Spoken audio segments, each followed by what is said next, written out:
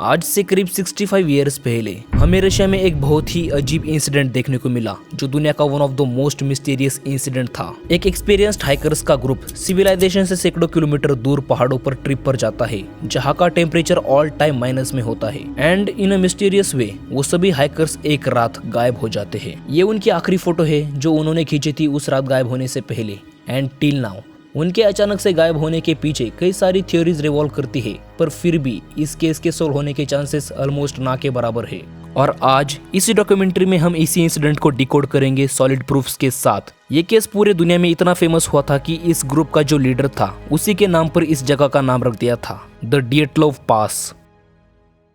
23 जनवरी 1959 एक experienced hikers का group बहुत ही डेंजरस और एडवेंचरस कैंपेनिंग के लिए जाने का सोच रहा था। उनका प्लान था रशिया के इविराल से ओट्राटिन माउंटेन पर जाने का, यूराल माउंटेन को क्रॉस करते हुए रफली 200 किलोमीटर का सफर तय करने का। ठंडे जमे हुए पहाड़ियों में मुश्किल से 16 दिन का सफर। ग्रुप में 8 लड़के और 2 लड़कियां थी और इस ग्रुप के जो ग्रुप लीडर थे उनका नाम था इगर डिएटलोव। इगर अपने साथ एक डायरी लेकर चल रहे थे जिसमें वो छोटे छोटे यादगार लम्हों को नोट डाउन कर रहे थे। ये सभी एक्सपीरियंस्ड ग्रेड 2 के हाइकर्स थे जिन्हें स्केटिंग भी बहुत अच्छी तरीके से आती थी और इस ट्रिप के बाद इन सभी हाइकर्स को ग्रेड 3 का सर्टिफिकेशन मिलने वाला था। फॉर्चुनेटली एक हाइकर की तबीयत खराब होने लगती है और वो बीच रास्ते में से ही वापस आने का डिसीजन ले लेता है, जैसे कि आप फोटो में देख सकते हैं उस हाइकर को ग्रुप से अलग होते हुए। पर बाकी के 9 हाइकर्स अपने सफर को कंटिन्यू रखते हैं और अपनी बर्फीली जर्नी को एंजॉय कर रहे होते हैं।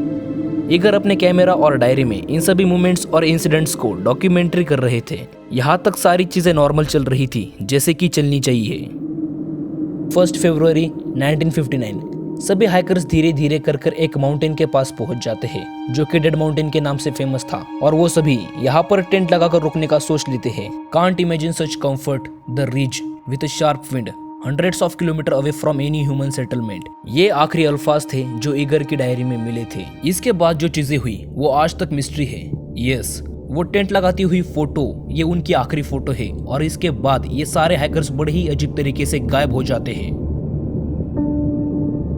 जब इन हाइकर्स का काफी दिनों तक पता नहीं चलता तब 2 हफ्तों बाद एक सर्च पार्टी डेड माउंटेन के पास पहुंचती है। वहां पर उन्हें फटा हुआ टेंट दिखता है और अंदर सारे हाइकर्स के सामान एज इट इज रखे हुए थे और टेंट्स को देखकर ऐसा कंक्लूड किया जा रहा था कि हाइकर्स ने किसी अननोन इमरजेंसी के कारण टेंट को अंदर से किसी शार्प चीज से फाड़ा है, जबकि वो नॉर्मली टेंट के गेट से भी बाहर आ सकते थे। आई मीन ऐसा क्यों? उन्होंने अंदर ऐसा क्या देखा कि उन्हें पैनिक में टेंट को फाड़ कर बाहर आना पड़ा? फर्दर हाइकर्स के फुटप्रिंट्स मिलते हैं जो माउंटेन की नीचे की ओर जा रहे थे, लेकिन इंटरेस्टिंग बात ये थी कि ये निशान भागने के या फिर दौड़ने के नहीं थे बल्कि चलने के थे। हमें ये बात पता चलती है 2 स्टेप्स के बीच के डिस्टेंस को देखकर। जनरली जब हम भागने की कोशिश करते हैं तब 2 स्टेप्स के बीच का डिस्टेंस ज्यादा होता है एज कम्पेयर टू जो डिस्टेंस होता है 2 स्टेप्स के बीच में चलते समय।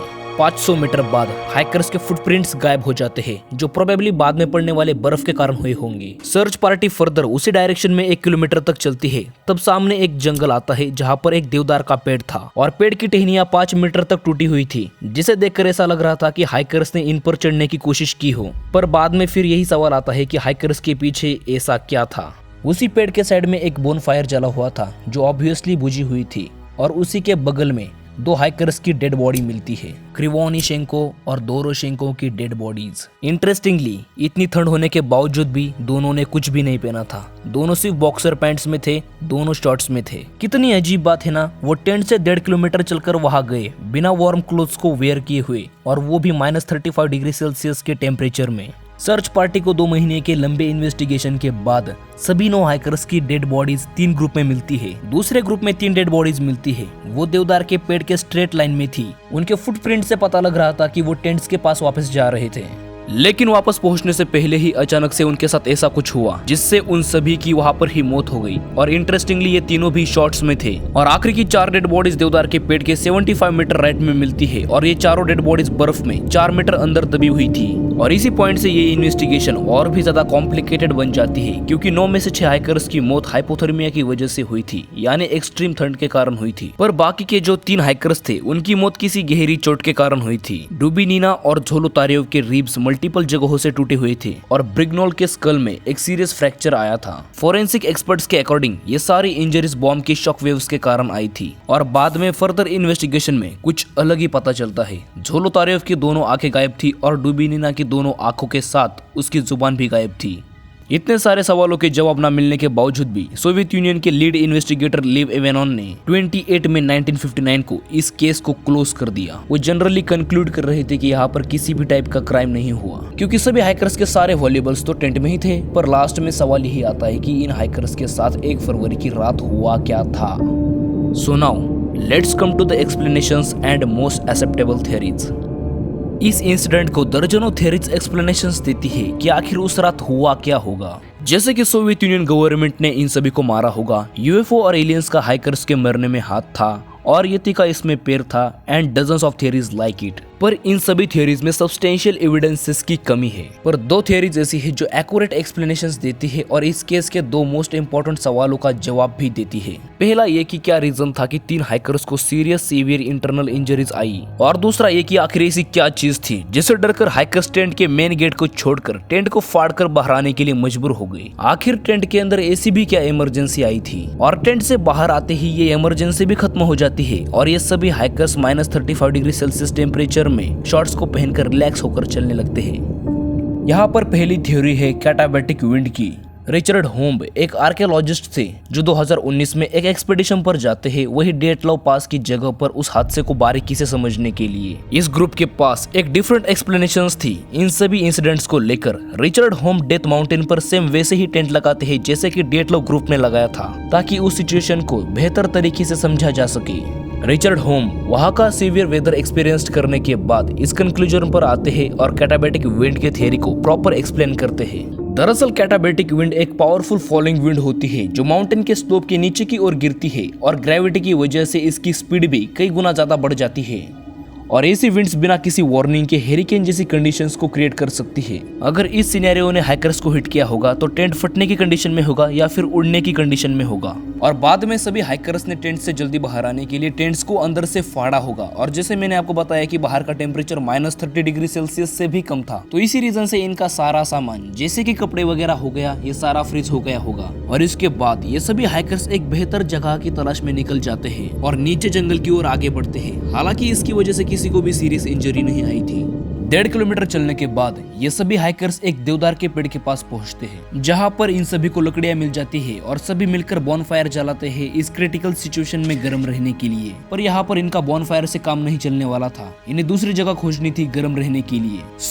4 ऐसे हाइकर्स जिन्होंने गर्म कपड़े पहने थे वो देवदार के पेड़ के राइट की तरफ चले जाते हैं पास ही किसी शेल्टर को खोजने। पर उसके बाद चारों का सामना होता है एक एवालांच से जो पहाड़ी की चोटी से इनकी ओर ही आ रहा था, जिसे देखकर सभी हाइकर्स एक चट्टान के नीचे छुप जाते हैं। स्टिल वो एवालांच चट्टान से टकराती है और वो चट्टान चारों के ऊपर कोलैप्स कर जाती है। 3 हाइकर्स को गहरी चोटें आती है और इसके काफी सॉलिड प्रूफ्स भी है, जैसे कि इन हाइकर्स की बॉडी बर्फ में 4 मीटर अंदर दबी मिली थी। और बाकी के 5 हाइकर्स जो देवदार के पेड़ के पास बोनफायर लगाकर बैठे हुए थे वो यहाँ पर अपना टाइम वेस्ट नहीं कर सकते थे। इन्हें कुछ ना कुछ तो करना था गर्म रहने के लिए, क्योंकि इन्होंने गर्म कपड़े भी नहीं पहने थे। तो 3 हाइकर्स वापस उसी टेंट के पास जाने का फैसला करते हैं ताकि टेंट से गर्म कपड़ों को यहाँ पर लाकर उन्हें बोनफायर से पहनने लायक बनाया जा सके। पर अनफॉर्चुनेटली वो रास्ते के बीच में ही एक्सट्रीम ठंड के कारण और शॉर्ट क्लोथ्स के कारण वो तीनों हाइकर्स फ्रीज हो जाते हैं और बचे हुए 2 हाइकर्स जो उन 3 हाइकर्स के आने का इंतजार कर रहे थे वो भी कुछ देर बाद हाइपोथर्मिया का शिकार हो जाते हैं। दूसरी थ्योरी एग्जॉस्ट पाइप की। इस थ्योरी को एक्सप्लेन करने के लिए फर्स्ट क्लू की तरफ चलते हैं। हाइकर्स ने एक रात पहले टेंट का फोटो लिया था जिसमें से एक एग्जॉस्ट पाइप निकलता हुआ क्लियर दिख रहा है। ईगर ने हादसे वाली रात अपने टेंट के अंदर एक चूल्हा भी जलाया था और उसके ऊपर खाना भी पकाया था। इसका प्रूफ भी हमारे पास है क्योंकि सर्च पार्टी को टेंट के अंदर से पका हुआ खाना भी मिलता है, जिससे ये कंक्लूड किया जा रहा था कि एग्जॉस्ट पाइप ने काम करना बंद कर दिया होगा और इसकी वजह से पूरे टेंट में धुआं भर गया होगा और अंदर ऑक्सीजन की कमी लगने लग रही होगी। और इसी इमरजेंसी के कारण टेंट से बाहर आने के लिए हाइकर्स टेंट को अंदर से ही फाड़ देते हैं। इसका सबसे बड़ा प्रूफ ये है कि सर्च पार्टी को हाइकर्स के बॉडी पर जलने के निशान भी मिलते हैं। और इस इंसिडेंट का सबसे बड़ा प्रॉब्लम भी यही है कि यहाँ पर हर बात को एक्सप्लेन करने के लिए कुछ न कुछ तो है। उसके बाद ये सभी हाइकर्स शेल्टर ढूंढने के लिए पहाड़ से नीचे आते हैं। बाद में सभी देवदार के पेड़ के पास पहुंचते हैं एंड देन बोनफायर जलाते हैं। देन स्टोरी वैसे ही आगे बढ़ती है जैसे कि मैंने आपको कैटाबैटिक विंड की थ्योरी में बताया था कि कैसे ये हाइकर्स एक एक कर मौत का शिकार हो जाते हैं। और रही बात इन दोनों की आंखों की और टंग की, तो हो सकता है कि इनके मरने के बाद किसी जंगली जानवर ने इन पर हमला कर दिया हो। पर बात यह है कि इस एरिया में जंगली जानवर भी नहीं पाए जाते। ये पूरा सुनसान एरिया है जहाँ सैकड़ों किलोमीटर तक ना कोई इंसान है और ना कोई जंगली जानवर है, और यहाँ पर एवलांच भी नहीं आते। भर भर के थ्योरीज कंपेलिंग रीजंस देती है कि इन हाइकर्स की मौत कैसे हुई होगी और इन तीनों को ये मिस्टीरियस इंजरीज भी कैसे आई। दर्जनों थ्योरीज में कैटाबैटिक विंड और एग्जॉस्ट पाइप के थ्योरीज के एक्यूरेट लेवल का एक्सप्लेनेशंस देती है, बट स्टिल सभी थ्योरीज में काफी ज्यादा अनसर्टेनिटी और क्रॉसओवर्स है। इन थ्योरीज के एक्सप्लेनेशंस में मल्टीपल जगहों पर फॉल्ट्स है और ये सारी थ्योरीज मल्टीपल क्वेश्चंस पैदा करती है, जैसे कि आखिर ऐसा कौन सा जानवर है जिसे सिर्फ इंसानी आंख और जीभ का स्वाद पसंद आता है। इस केस का प्रॉपर एक्सप्लेनेशन किसी के पास भी नहीं है। अलग अलग थ्योरीज हमें अलग अलग सिचुएशंस को सिर्फ सोचने पर मजबूर कर देती है कि आखिर इन हाइकर्स की मौत कैसे हुई होगी, और शायद हमें इसके बारे में कभी पता भी न चल सके। इस हादसे को गुजरे करीब 65 साल हो चुके हैं।